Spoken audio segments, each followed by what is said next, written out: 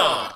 Hello and welcome to GameGazm's Update, the weekly thing that we do every week. Yes. I'm Bren. I'm Jay. Let's get this underway. What's going on? Well, I suppose we need to talk about the big news first, and the big news is Destiny 2 has officially been announced. Even though we kind of knew that already. Yeah. But yeah, the reveal trailer went out a couple of hours ago. Yep. And for anyone that's really looking forward to Destiny, or, you know, they really like it, you might want to just skip this little bit, because I'm going to go over to Bren and say, Bren, what do you make of Destiny 2? Well, first of all, I'm going to say I did like the trailer because let's face it, all the Bungie cinematics and stuff, they look fantastic. They look great. Nathan Fillion's always awesome and stuff like that. And if you haven't seen it yet, go and watch it after this video, of course. But it doesn't show any gameplay. And it gives us basically a story of what's happened. The last city has fallen, crushed by this guy. It begins with what's his... Ghoul. The leader of the Red Legion. Ghoul, that's it. Yeah, it begins with a G. And he's come down, he's squashed everything, and broke all your stuff, and broke everyone's stuff. That's why they've got away with resetting everyone's characters. Yeah. Kind of, you've lost everything. Ha ha ha. Convenience, yes. Yeah. So that's how they've got around that one. But the thing that annoyed me the most, the trailer's fine, whatever, doesn't show you anything about the game. I'm kind of hoping it's different to the first one, because I really didn't get on. I played a lot of the first one. A lot of it. All of it, in fact. I completed it, did all the... We were on it all the time, weren't we? Yeah. But that doesn't mean to say I liked it, weirdly. I love the gameplay. I think the gameplay is sweet. Like, it's so slick, and it's so fun to shoot stuff. Yeah, the shooting was solid. The environments, okay, the few we got looked okay, and it was fun playing, like, multiplayer, like playing with your mates and everything. That was really cool. There just wasn't enough. It just felt like there wasn't any substance. It was like the first part of the game where you had, like, that run-up where you met the ghost and you were going through the Russian bit, and then you get your ship, and then when you got to the tower and it opened up, I was like, oh, it's all kind of gone, just run around and shoot and harvest things. Yeah, and for no apparent reason. And then weeks into the game, they changed the whole frickin' thing and how it works, so all the grinding that we did for weeks meant nothing. No. Is it that metal, what was that? Metal splint? Like that, whatever that stuff was. Yeah, whatever it was. Yeah, so I'm kind of thinking that they're going to do the same in Destiny 2. I hope they don't.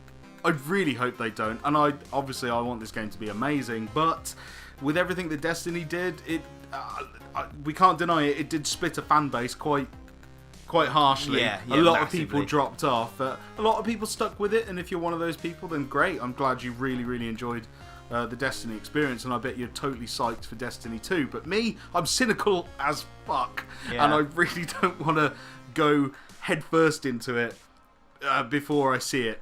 Yeah, I mean, I don't know. I've got a strange relationship with Destiny. I mean, okay, there wasn't enough there, but I still enjoyed what I played, and part of me, I'm quite looking forward to Destiny 2. But I think if it turns out to be too much like the first one, I'm just going to get bored with it after 3 days. Well, I mean, you could finish it in 3 days, really. I mean, I know that's not the point of a Destiny game.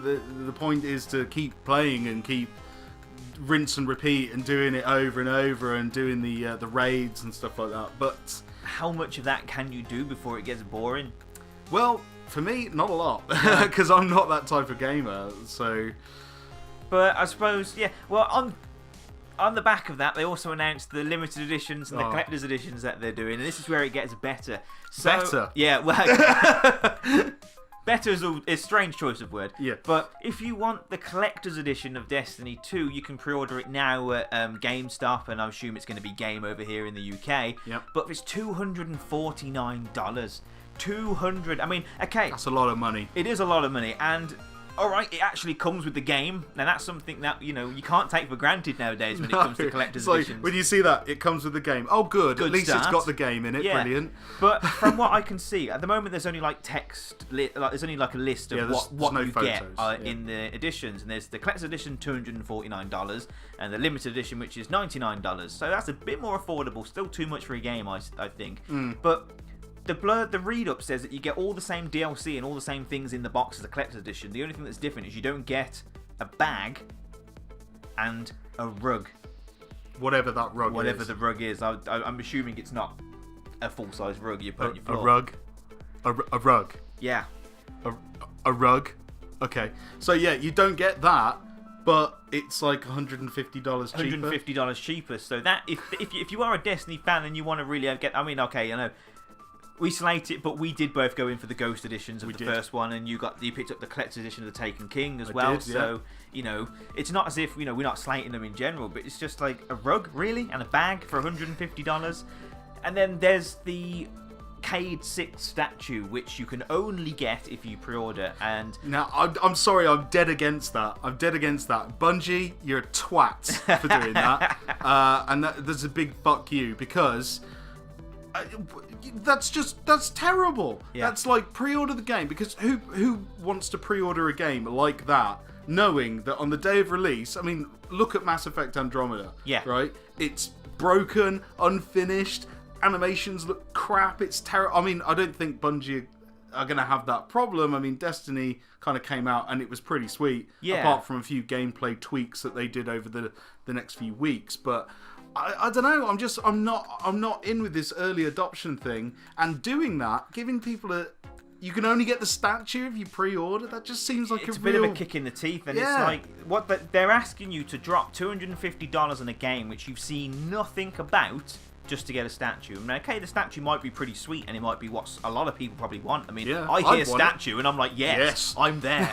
But it's like, they kind of, when Assassin's Creed Unity came out, and a lot of people pre-ordered that and bought it, and then were really unhappy with it, it started that whole controversy about asking people to pre-order and all them store exclusive pre-orders and asking people to drop money for games. A lot of people stopped doing it. Yeah, I think, well, in general, I think in 2015 it was the worst culprit for it, wasn't it? Yeah. In 2015, globally, pre-orders on games dropped by 20%. Now that's huge. It is massive when you consider the amount of people that buy and pre-order games. Exactly. So I don't know. I'm just maybe you're like, fuck it, guys. I'm gonna go get Destiny 2. It's gonna be sweet. What do you want about? And yeah, sure, go for it. But I am really sketchy about it. I'm just I just want to tiptoe around it, you know, like, because I'm afraid I'm gonna ditch a load of money on it again, and I'm gonna be like, oh look.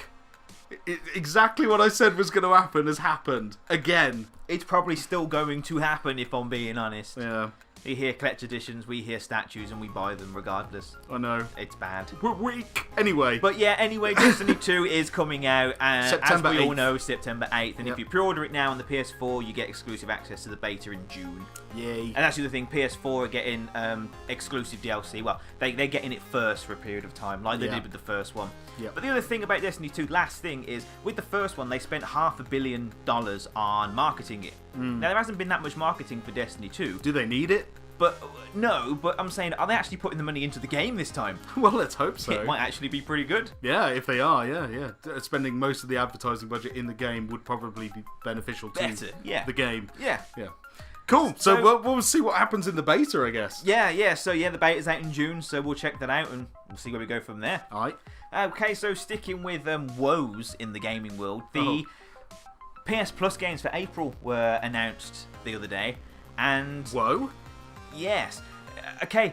Now this is where it gets a bit funny. It's like they're giving you free games, so you should be grateful. But when they're giving you games like, I think I've got the list here, Drawn to Death. We spoke about that one ago. That looks pretty good. That multiplayer one. Yeah, that's like all drawn. But then there's one called Lovers in a Dangerous Space Time. Yeah, exactly. That was it was a game on Xbox Live Gold a few months ago. I mean, I've not played it, but I downloaded it on the Xbox One, and it just looks. What is it? I don't know. I haven't played it yet. What's it called again? Lovers in a Dangerous Space Time. That sounds like a dodgy Japanese translation. You know, it's like a Japanese title that totally works in Japanese, but when you translate it, it turns out to be that. Yeah. Well, okay, now that it might be interesting. It might be, but then it's backed up with 10-Second Ninja, Curses and Chaos, Invisimals, and Alien Rage. Okay. it's just, I don't know. A lot of people... That sounds like a lot of games, though. It is a lot of games, but they're all just indie ones. And they could be good indie ones. There's a lot of good indie. There are, but they're never on the PS Plus. Right. There's been so many times now when a lot of people have complained about the games that are coming out on PS Plus, because people are paying a premium for this. People are paying money for it. True. And there's a lot of people that are on PS Plus, so you just think the revenue they're raking in from this. Okay, I know you need to play online and all that, but I don't know. There just needs to be more. There needs to be more AAA in there. Or not, or less indie, and maybe, would you trade like all of those games you just read out for just one AAA title? Yeah, I mean, when PS Plus first started on the PS4, the first few games they give us were Outlast. And recently we've had Resident Evil, the HD remake, and Transformers, that new Transformers game. So there have been some pretty good games, but then they just give us this. Well, I suppose there's got to be peaks and troughs, hasn't there? There has, but it's still annoying. Yeah. Okay, so that's PS Plus then. Yeah. What else we got? Some good news. Way! So we're going to turn this into a bit of a sandwich. So there's bad. This is the good news. If you live in Australia and you want to play Outlast 2, now you can. It's not banned. Yeah. They did a complete U-turn on it, and it's coming out. It's not going to be. It's not going to be censored at all. You're going to get the full version that we're going to play. You're going to get the full shebang. Yeah. So well done. I don't know what happened there. Someone got a talking to. I think so. Yeah. So there you go. You can now play Outlast 2. Woohoo! Upside down. Yes. Yeah. Backwards. Right. A couple more game announcements. So Wipeout. The new Wipeout game for the PS4 is coming out in June, alongside Crash Bandicoot, as we already know. So June's going to be like harken back to 1996. It's going to be quite weird. And it's quite weird that the only game I'm really looking forward to this year is Crash Bandicoot. Yeah, and Wipeout. That was like literally like the first couple of games you got on your PlayStation. One of them was probably Wipeout. Yeah, I remember Christmas, got my PlayStation, but it's my dad and my uncle were on it like pretty much all day. I couldn't even get a look into my console. They were just on Wipeout all day. Nice. So now you can relive that in June. Yep. But remastered, nice in HD, and it's a new Wipeout game. So there you go. So is it coming to the Switch, the Wipeout game? No, it's Sony. It's a Sony property, isn't it? Of course Wipeout. it is. So, sorry. So those of you playing Fast RMX on your Switch and you're harkening for like some Wipeout, there you go. It's coming. There it is. Awesome. What? And Star Wars Battlefront 2 as well they're doing some announcement April 15th for Star Wars Celebration.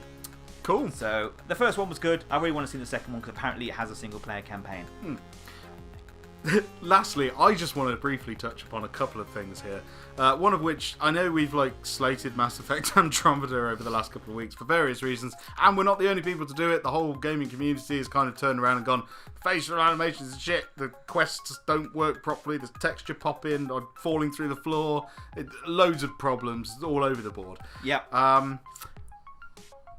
EA and BioWare have actually come out and released a statement that they have immediate plans for Mass Effect Andromeda, and they're going to be giving us the full details on the 4th of April, Tuesday.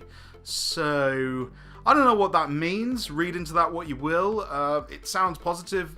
They base their statement on we've heard your feedback and this is what the immediate plans are about. Yep. So I don't know what that entails. I'm kind of hoping it's a whole host of obvious things that really need fixing with the game. The game. The game in general. But I'm looking forward to seeing what they say on Tuesday. Yeah, I've picked up the game so many times and thought, should I buy it? And it's like, no, I'll wait until it's fixed. Yeah. Wait until it's finished. Yeah, because they have already announced a new patch that deals with certain issues like the run animation that can get locked in that weird way kind of mode, and a couple of the quests not triggering, forcing you to have to leave the area and come back to make them work. Yeah. Someone didn't do their job right at the QA side, did they? Let's face it. I think we're the QA. Yeah. I think we're the testers now. Yeah. It's not good. It's not good. No. That's not good. So yeah, that's the last thing I've got to say. Yeah. Well, that's it for the news. Yep. So that's it for the news. But what's happening with us then, Ren? Well, okay. This week we had a bit of a technical difficulty. Equipment failure caused some recordings to get damaged, and I couldn't edit them. And sadly, due to other commitments I've got in my time, I've actually run out of time, and there will be no video tomorrow. at 6 o'clock as usual. So, but it's okay. It's okay. Don't panic. We've got you covered. Yeah, yeah.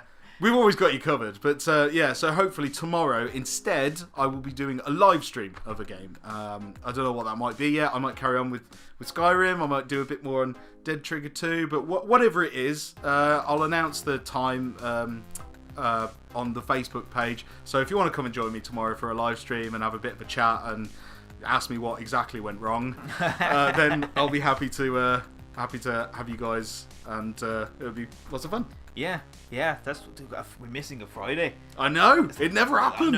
It never like happens. 2.5 years. But it's nothing to do with this laptop breaking at all. Yeah.